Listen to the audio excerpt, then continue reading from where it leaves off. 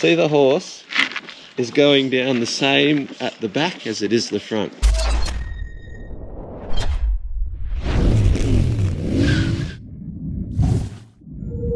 Welcome back, team. I've got a few tricks up my sleeve I want to pass on to you guys. 3 very simple things just to recognize about your bike and get it handling exactly how it was designed to. Basically optimize your frame geometry to be working for you the second you're off-road, the second the surface changes to dirt. One of the most important aspects you may not have ever heard of, it's called static sag, and that's basically the balance of the bike's weight suspended between its front and rear suspension. And what directly affects that are your spring rates, front and rear. Forget about the performance of your suspension.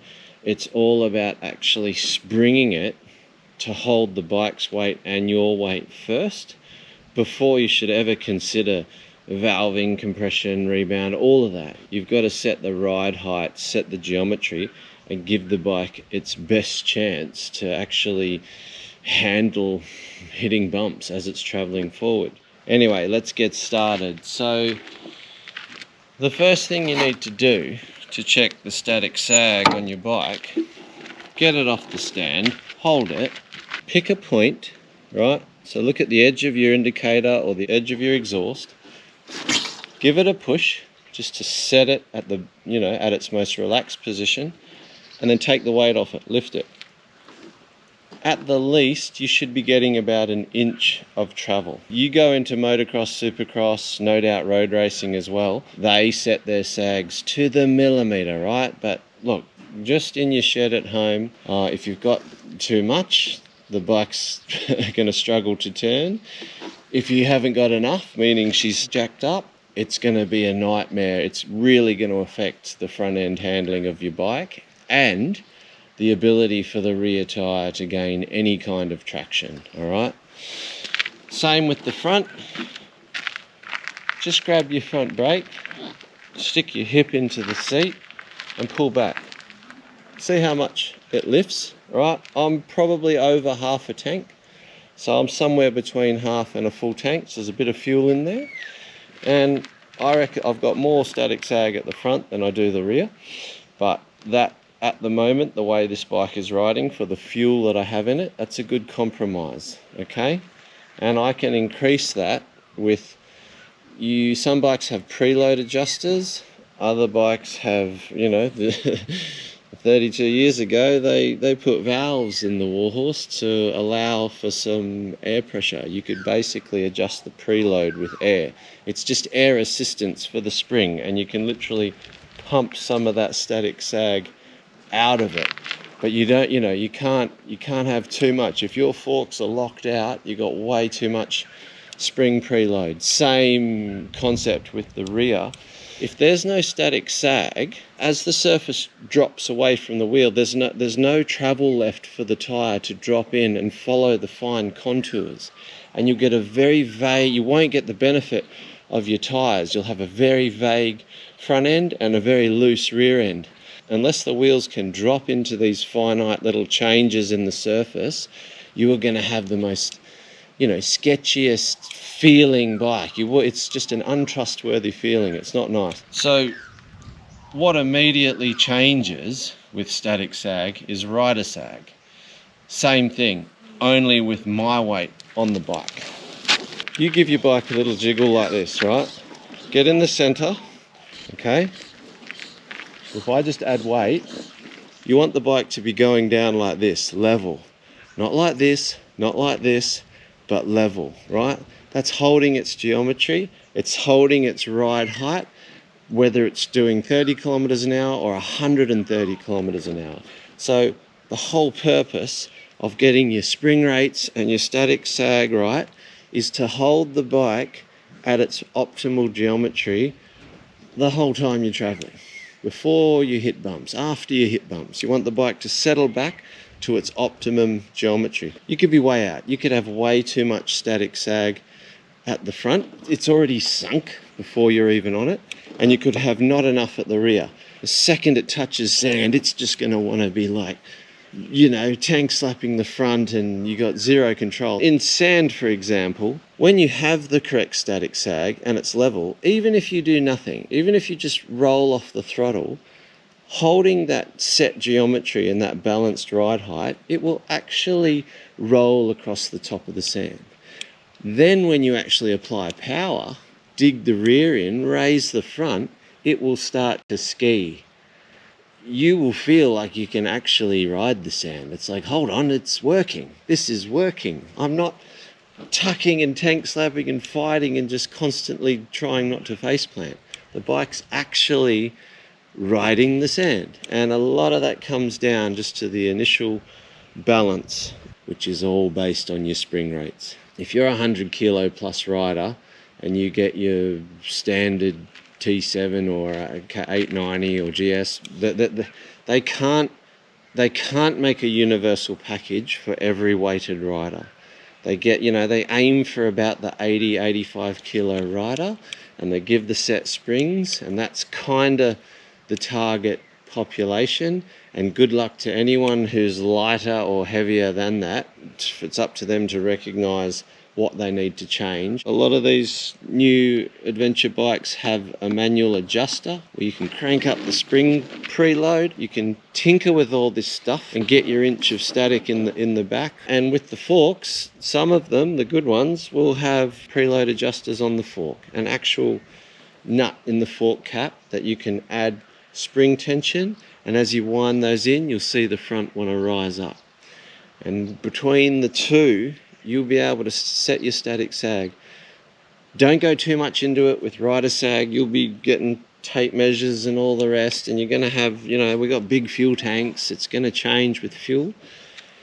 But if you can work around half a tank of fuel and find a happy medium with your front and your rear, get the thing balanced. So look at that. Can you see the horse? Rodeo bull. See the horse is going down the same at the back as it is the front, right? That's a very well balanced, and this is just old original suspension, right? That's why it works so well in my last video. You know, there's nothing, it's old suspension, but the balance is right, you know? You could have the best suspension in the world that's sprung wrong, and, you know, the best valving and everything working in your favor, but if you've got the sag wrong and it's stink bug at the back and sagged out at the front, it's going to be a nightmare to ride. Doesn't matter how good the suspension is.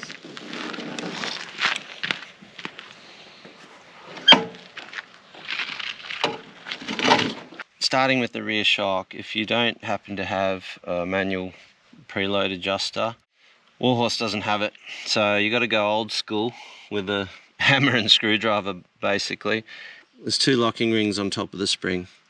All right, so you basically just got to unlock the top ring, back it away, and then bash the lower ring against the spring and just tighten it up, just wind it up. And it's a slow process, but if you don't have enough static sag in the rear, meaning if the back of your bike is hanging too low and you need to crank some spring preload tension into there, then you want to tighten up that locking ring.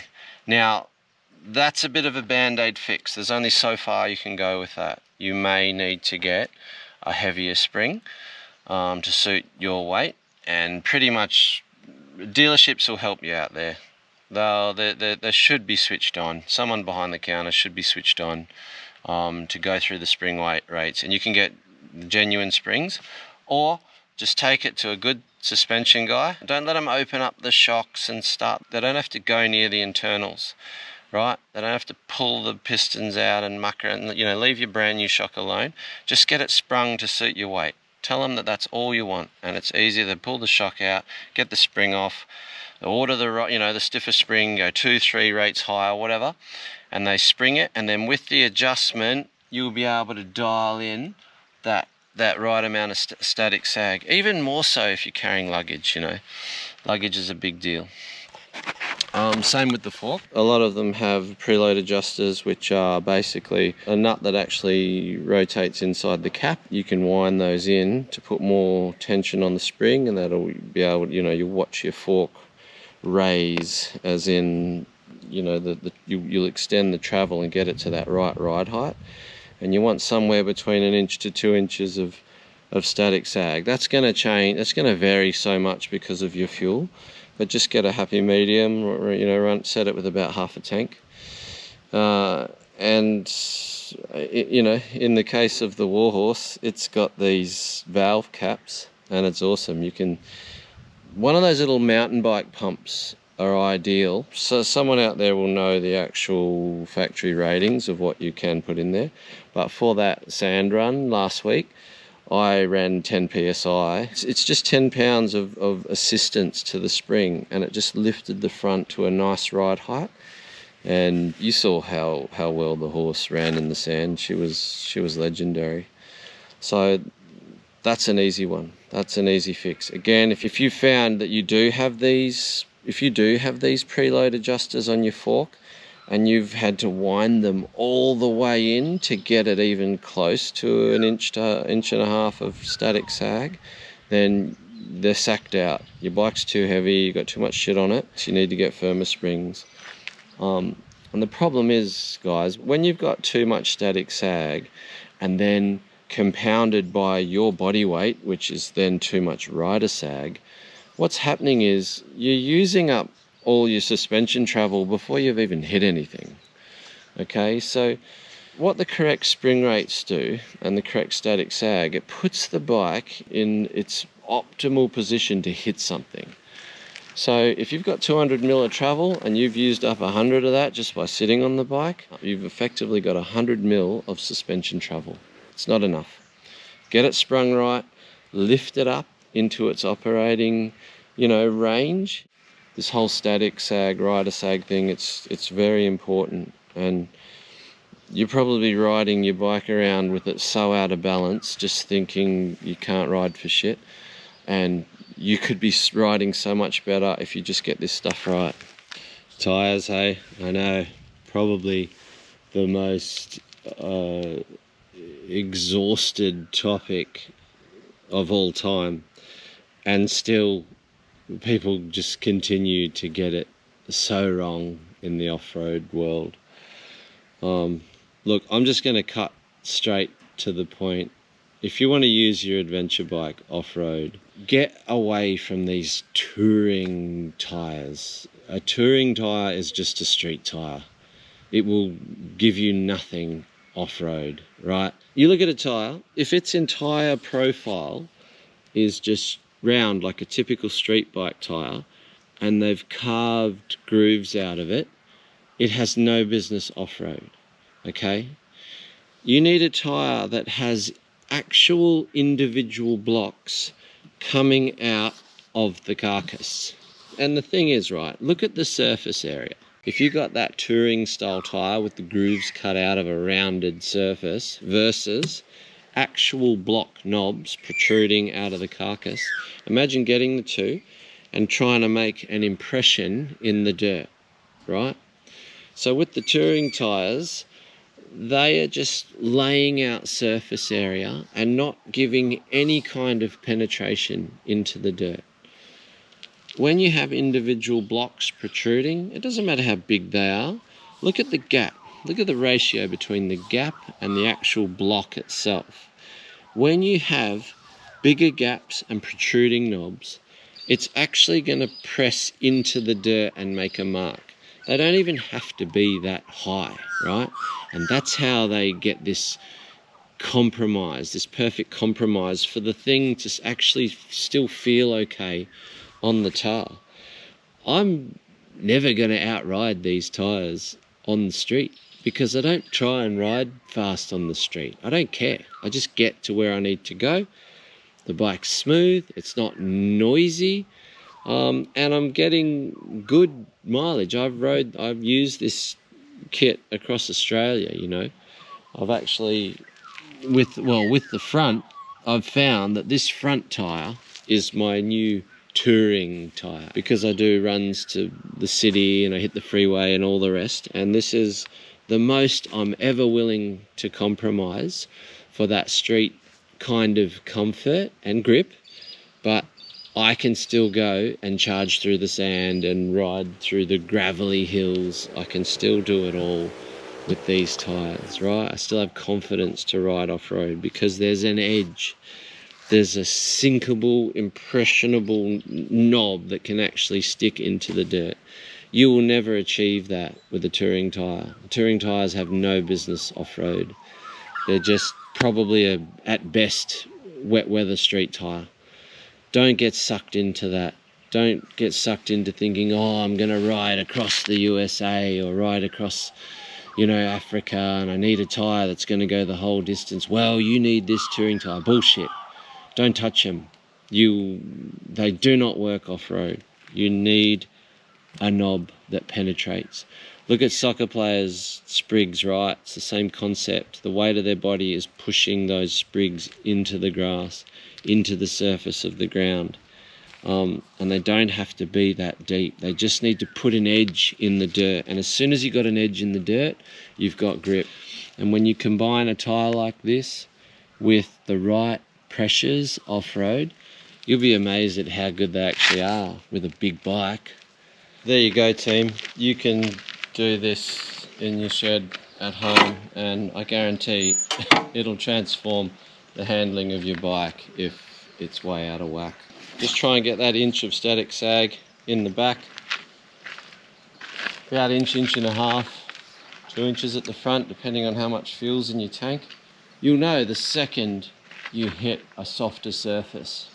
If your bike's untrustworthy and nervous and twitching, chances are it's way out of balance, right? You want to get that ride height sitting level. Get some good tires on it. Don't get sucked into this touring bullshit tires, okay? They're only good for the street. They're no good off-road. And I'm guessing none of you are trying to drag your knee on the way to work. The grip that these off-road focused tires can give on a variety of surfaces, street surfaces, ripply busted roads, sand and construction crap all over the road, wet roads. Anyway, that's it for today. Got a big ride coming up in New Zealand on the new KTM 890R, so that'll be a ripper. I'll sign off for a couple of weeks and yeah, be back into it very soon. So like and share this video, hit the subscribe button. If you want to support the channel, you can become a member, hit the join button and buy us a beer once a month. Cheers.